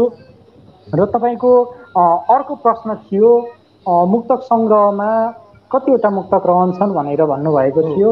र यो प्रश्नको जवाब चाहिँ म के भन्न चाहन्छु भने मलाई केही साथीहरूले, केही भाइहरूले विशेष गरी जो सन्तोष सामगाईले लेखेको मुक्तकलाई मुक्तक मान्नुहुन्छ, केही भाइ बहिनी हुनुहुन्छ, उहाँहरूले विशेष गरी सन्तोष दाइ तपाईँले जसरी मुक्तक लेख्दै आउनु भएको छ हामीले त्यसलाई नै मुक्तक मानिरहेको छौँ, हामीले तपाईँबाट सिकिरहेको छौँ। त्यो भएको कारणले कम्तीमा तपाईँको आफ्नै किताब आउँदाखेरि सामान्यतया नवसर्जकको लागि अब मुक्तक बुझिसक्नु भएका एकदमै मुक्तकमा चाहिँ तपाईँको अभ्यस्त भइसक्नु भएका साथीहरूलाई नभएर मुक्तक पढ्न सुन्न एकदमै मन पराउने, लेख्न पनि चाहने तर लेख्न नजान्ने नवसर्जकहरूको हितमा उहाँहरूलाई मुक्तक के हो, कसरी लेख्ने भन्ने त्यो जिज्ञासा मेटाउनका लागि केही लेखिदिनु होला भनेर भनिराख्नु भएको अवस्था छ। र मैले अझै पनि केही साथीहरू जो मेरै सर्कलमा हुनुहुन्छ, मुक्तकलाई वर्षौँदेखि बुझ्दै आउनु भएको छ, उहाँहरूसँग अझै पनि म छलफलमै छु। र साथीहरूको राय सल्लाह लिएर यदि मुक्तकको बारेमा केही लेख पनि राख्दा उपयुक्त हुन्छ भनेपछि तपाईँको म त्यतातिर जान्छु र त्यसले गर्दाखेरि तपाईँको मुक्तकको सङ्ख्यामा केही 8-10वटा मुक्तक घट्न पनि सक्छन्। होइन भनेपछि तपाईँको चाहिँ 8-10वटा मुक्तक बढ्ने भए, यदि लेख अहिले समेटिएन भनेपछि र विशेष गरी मेरो टार्गेट भनेको थोरैमा पनि 140वटा मुक्तक बस्छ, थोरैमा पनि, र त्योभन्दा बढी बढ्न सक्ने सम्भावना पनि छ। हजुर हजुर, धेरै धेरै धन्यवाद छ। हजुरले सुन्दर जानकारी दिनुभएको छ। र वर्तमान समयमा सयल मुक्तक सङ्ग्रह बजारमा आउने तथा यसको कभर आइसक्दा नै सारा विश्वमै छरिसकेको एउटा अवस्था छ, जसले कहिले चाहिँ यो सयल मुक्तक सङ्ग्रह आउँछ र त्यहाँभित्रका मुक्तकहरू हामीले कहिले पढ्न पाउँछौँ भन्ने धेरै पाठक श्रोताहरूको आशा छ र त्यो हामी अवश्य नै चाँडै नै पाउनेछौँ भन्ने हामी चाहन्छौँ। असेम्बली मुक्तक मञ्चको तर्फबाट पनि हजुरको मुक्तकको कृतिमा त्यहाँ यदि सकिन्छ भने मुक्तकको बारेमा पनि छोटकरियाँ भए पनि गागरमा सागर हटाउने विधा मुक्तक भएकाले सम्पूर्ण सागरको पानी गागरमा अटाए जसरी नै हजुरले पनि छोटकरियाँ भए पनि त्यो त्यसमा सारांश पनि राखिदिनुहुन्छ भन्ने हामी पनि आशा गर्दछौँ।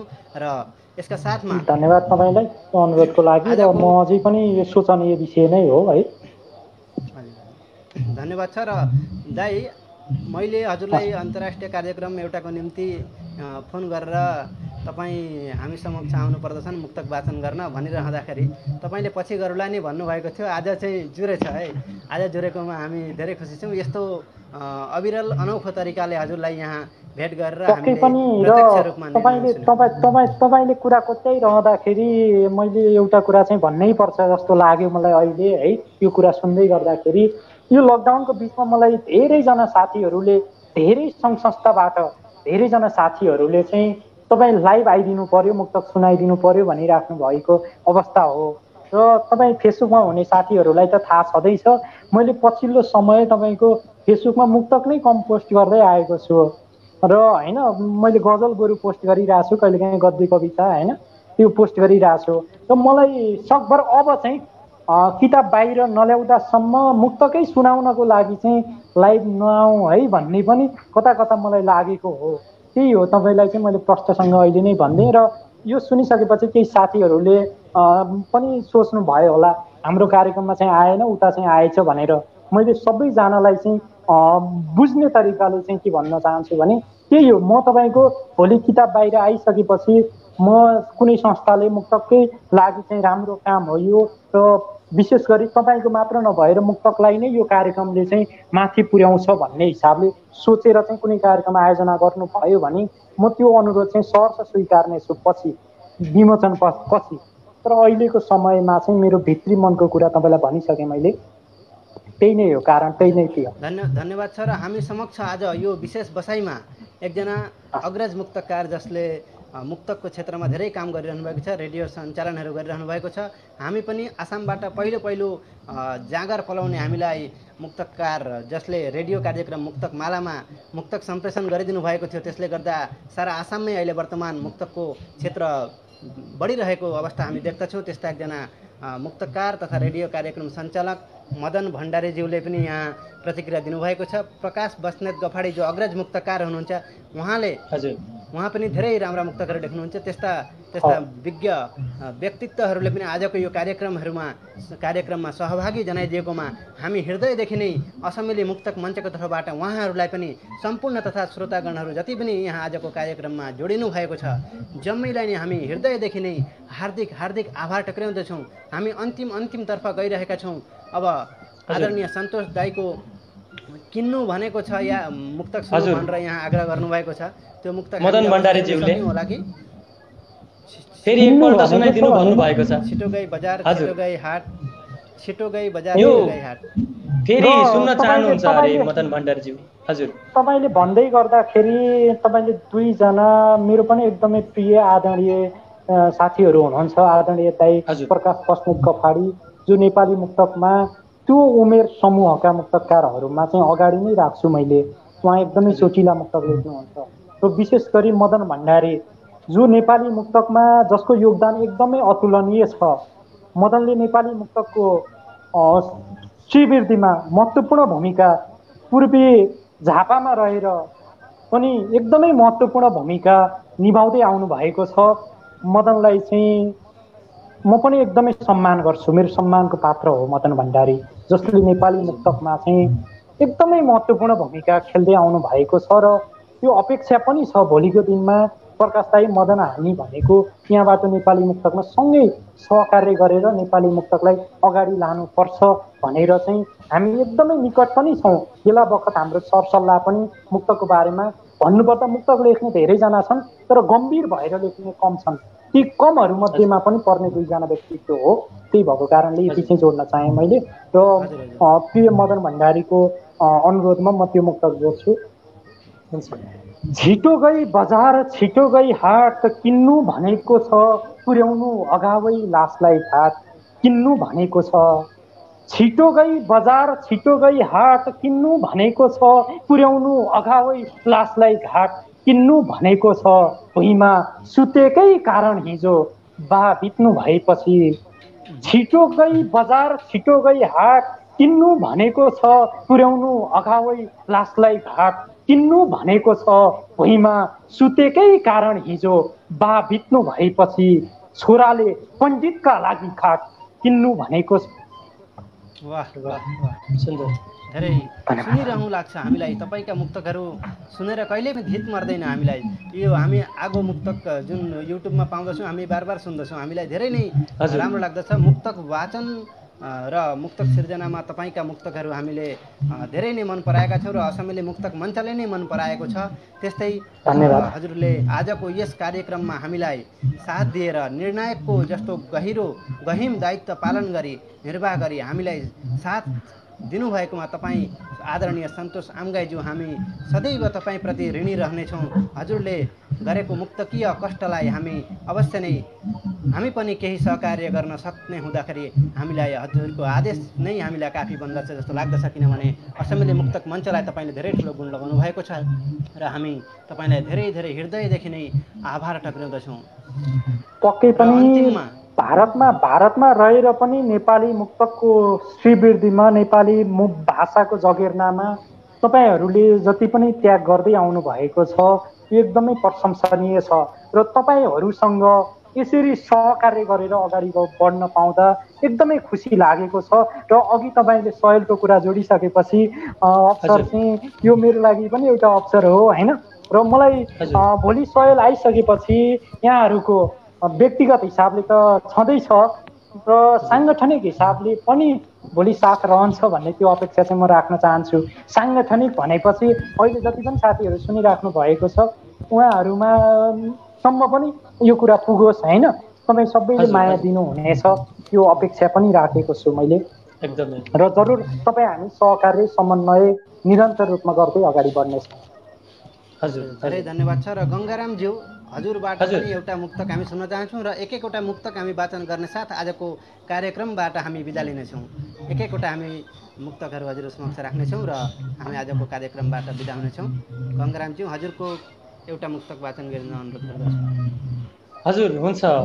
म आदरणीय सन्तोष सामगाईज्यू माझ आज मुक्तक वाचन गर्न जाँदैछु। उहाँले धेरै सच्याइ दिनुहुन्छ, धेरै गल्तीहरूलाई अग्रज मान्दै उहाँ समक्ष म आज लाइभमा मुक्तक वाचन गर्न पाउँदा खुसी पनि छु र मुक्तक सुरु गर्न चाहे। न त खुसी न त कहिल्यै व्यथा लुकाउनु पर्नेछ, बरु मेरै सामुन्नेमा मनको गाँठो फुकाउनु पर्नेछ।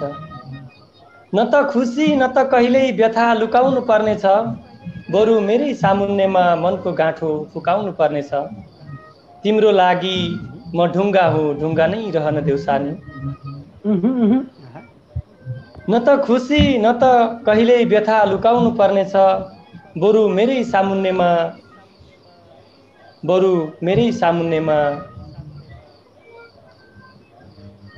मनको गाँठो फुकाउनु पर्नेछ। तिम्रो लागि म ढुङ्गा हुँ, ढुङ्गा नै रहन देऊ सानी। मूर्ति बनाउँदा तिमीले नै शिर झुकाउनु पर्नेछ। हजुर धन्यवाद। वाह वाह वाह, निकै मर्मस्पर्शी मुक्तक छ र आदरणीय आजका निर्णायक सन्तोष आमगाईज्यू हजुरबाट पनि हामी एउटा मुक्तक सुन्न चाहन्छौँ अन्तिममा। खास तपाईँहरूले मलाई मुक्तक सुनाउनु पर्छ भनेर चाहिँ भन्नुभएको थिएन, त्यो भएको कारणले पनि आज हजुरलाई हजुरका मुक्तक सुन्ने हाम्रा श्रोतागणहरूले यहाँ धेरै कमेन्ट प्रतिक्रियाहरू दिनुभएको छ। हजुर। सन्तोष दाईको अरू एउटा भनिरहनु भएको छ, त्यसैले गर्दा पनि म सबैको भएर नि हजुरलाई राख्दैछु। ठिक छ, मेरो आँखै अगाडि एउटा मुक्तक पर्यो। हुन त तपाईँ हामी एउटै परिवार जस्तै हो, तपाईँहरूले नेपाललाई कति माया गर्नुहुन्छ भन्ने कुरो मलाई थाहा छ होइन। अब तपाईँहरूलाई अब त्यो आङ्क नआएर छारो उडाएको जस्तो चाहिँ कतिले सोच्दिन पनि सक्छन्, त्यो अर्थ नलागोस्। किनभने तपाईँहरूले नेपालको वास्तविक अवस्था मजाले बुझ्नु भएको छ। त्यो एउटा मुक्तक ठ्याक्कै आँखामा परिहाल्यो, म यो मुक्तक सुनाउँछु। सोझोले पनि ठग्न सिक्छ मेरो देशमा कानुन पनि पैसाले। सोझोले पनि ठग्न सिक्छ मेरो देशमा कानुन पनि पैसामा बिक्छ मेरो देशमा। सोझोले पनि ठग्न सिक्छ मेरो देशमा कानुन पनि पैसामा बिक्छ मेरो देशमा। सुन्दाखेरि अचम्म माने पनि विदेशीले। सोझोले पनि ठग्न सिक्छ मेरो देशमा कानुन पनि पैसामा बिक्छ मेरो देशमा। सुन्दाखेरि अचम्म माने पनि विदेशीले गक्कै भरमा सरकार ठिक छ मेरो देशमा। वाह, कडा। यो एकदमै पुरानो मुक्तक हो, एकदमै पुरानो मुक्तक थियो, 2013 तिर लेखेको मुक्तक हो यो। मैले अहिले सुनाएँ, ठ्याक्कै अगाडि भेटेँ। धन्यवाद, धेरै कडा एकदमै हजुरले राख्नुभयो र तपाईँ समक्ष म पनि एउटा मेरो मुक्तक वाचन गर्न चाहन्छु। एकदमै। भ्रमरा फुलको दुश्मन हुँदा कस्तो हुन्छ होला, फेरि चन्द्रमाले ग्रहणलाई छुँदा कस्तो हुन्छ होला। भ्रमरा फुलको दुश्मन हुँदा कस्तो हुन्छ होला, चन्द्रमाले ग्रहणलाई छुँदा कस्तो हुन्छ होला। मलाई छाडी अन्तै गयौ के तिमीलाई आभास छ, दिन रात सम्झिरुँदा कस्तो हुन्छ होला। दिन रात सम्झिरुँदा कस्तो हुन्छ होला। मिठो, धेरै धेरै धन्यवाद। र तपाईँमाथि नै समर्पित एउटा मुक्तक छ, त्यो मुक्तक वाचन गरेर आजको कार्यक्रमबाट हामी बिदा लिन चाहन्छौँ। एकदम यो मेरो हजुरको माथि नै समर्पित गरेको छु यो मुक्तक। गरेर कठोर कर्म अब सन्तोषले दिन्छन्, गरेर कठोर कर्म अब सन्तोषले दिन्छन्, मुक्तकको असल मर्म सन्तोषले दिन्छन्। चतुष्पदी संरचना बोकेको मुक्तक विधालाई, गरेर कठोर कर्म अब सन्तोषले दिन्छन्, मुक्तकको असल मर्म सन्तोषले दिन्छन्। चतुष्पदी संरचना बोकेको मुक्तक विधालाई, भारतमा मुक्तकको पर्म सन्तोषले दिन्छन्। बहुत जिम्मेवार बनाउनु भयो, एकदम सम्मान है यो मुक्तकको लागि। धन्यवाद छ। र आजको यो कार्यक्रममा सहभागी बन्नुहुने सम्पूर्ण श्रोतागण दर्शकगणहरूलाई हामी हृदयदेखि नै असमेली मुक्तक मञ्चको तर्फबाट हार्दिक हार्दिक आभार टक्र्याउँदै आजको निर्णायकको रूपमा रहनुहुने, निर्णायकको नतिजा सार्वजनिक गर्नुहुने आदरणीय अग्रज वरिष्ठ मुक्तकार, जसको उपमा हामीले दिएर हामी त्यसमा सक्ने छैनौँ, त्यस्ता एकजना श्रेष्ठ मुक्तकार जसको मुक्तकीय यात्रा फलोस् फुलोस् मौलाएर जाओस् र आगामी दिनमा सारा विश्वमै मुक्तकै मुक्तक छरिएर रहोस् भन्ने हामी चाहना गर्ने त्यस्ता एकजना अग्रज मुक्तकार सन्तोष आमगाईज्यू निर्णायकको दायित्व पालन गरिदिनु भएकोमा हामी हृदयदेखि नै आभार प्रकट गर्दै आजको यो सञ्चालकमा सहयोगी बनी यति बेरसम्म साथ दिनुहुने आदरणीय मुक्तकार, असमका अग्रज मुक्तकार सन्तोष गङ्गाराम फुँयलज्यूलाई पनि हृदयदेखि नै हामी न्यानो माया टक्र्याउँदै आजको विशेष कार्यक्रम यति ठुलो जिम्मेवारीको लागि योग्य सम्झिनु भयो। तपाईँ विशेष गरी आसामेली मुक्तक मञ्च परिवारप्रति हार्दिक आभार व्यक्त गर्न चाहन्छु। धन्यवाद। सम्पूर्णमा नमस्कार। हजुर धन्यवाद। श्रोतागण सबैलाई नै धन्यवाद टक्र्याउँदै आजको बसाइमा साथ दिनुहुने जम्मैलाई हार्दिक आभार टक्र्याउँदै हस्त श्रोता शुभरात्रि, शुभ सपनी, मिठा मिठा सपनी हजुरहरूकै भागमा परन् भन्दै हामी कार्यक्रमबाट बिदा लिन चाहन्छौँ। धन्यवाद, नमस्कार।